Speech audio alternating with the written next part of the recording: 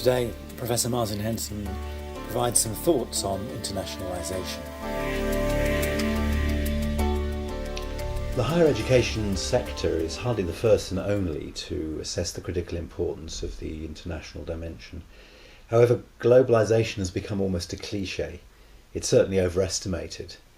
In a recent book, Pankaj Ghemawat wrote in World 3.0 from the IESE Business School in Spain, he assesses that the world is at most semi-globalised. Only 3% of us live and work outside our country of birth. Only 1% of US companies have a foreign presence. Only 20% of internet traffic crosses national boundaries.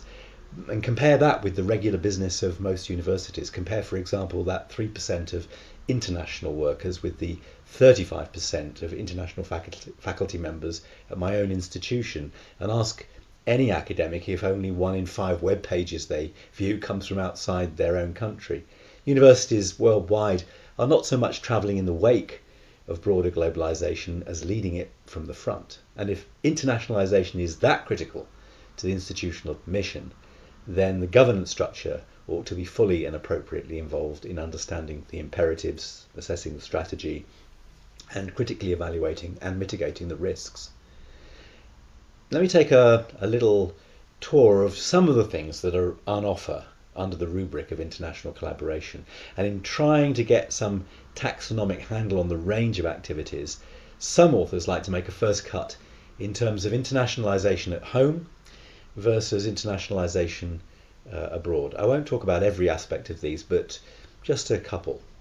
For example, curriculum and academic programmes. Here we're thinking about the degree programmes or the courses that they contain, integrating international perspectives, having international relevance. I call those internationally informed curricula. We're also thinking about developing programmes attractive to incoming international students, either for full programmes or as study abroad students, as part of their studies at home. And we could also consider the encouragement and facilitation of foreign language learning. At my own institution, for example, we offer free language tuition outside the formal curriculum. Under this heading, we also have the international student experience, support for international students, study skills, English language support, foundation programmes and so forth. Let me say something about research and scholarly activity. Because academic research does not respect national boundaries in several senses.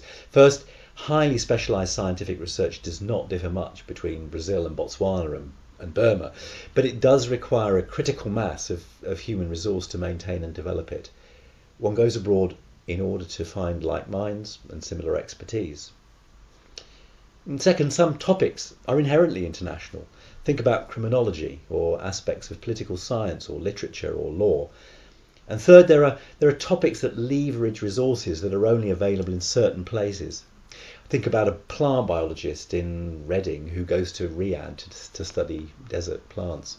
Research, it's the glue, isn't it, that holds most university communities together. And as such, the international research collaboration is a very significant component in most universities' international strategies.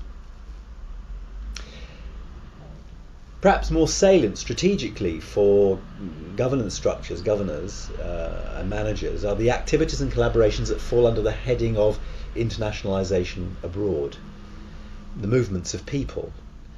For many institutions, the recruitment of international students is a mission critical activity for several reasons of income generation, but there are other movements. There are academic staff and student exchanges.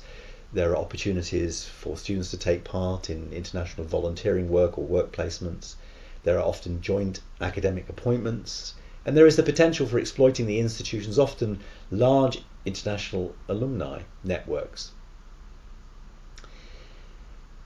And thinking about projects, it's becoming more common for universities to enter into significant bilateral or multilateral alliances or partnerships with overseas institutions.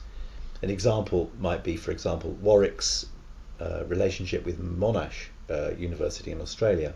And at my own institution, we've a trilateral arrangement with the University of Constance in Germany and the Jawaharlal Nehru University in Delhi.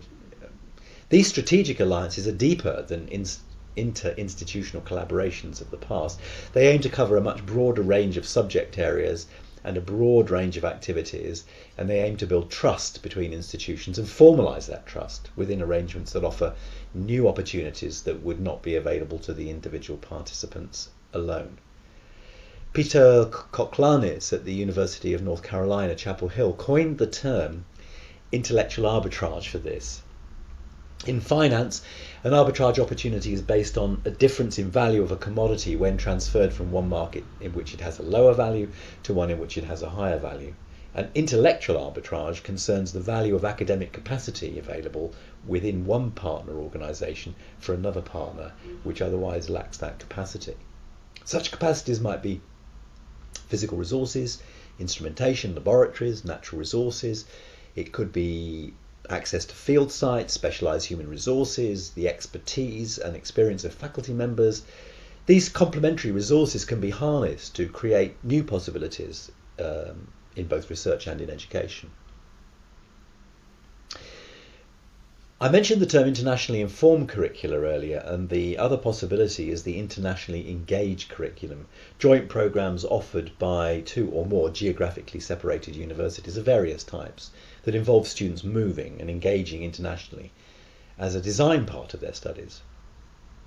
Academic programmes can, however, become mobile in a variety of ways. Universities sometimes franchise their academic programmes for delivery elsewhere, or they validate an overseas provider's own programmes for the award of their validated degrees.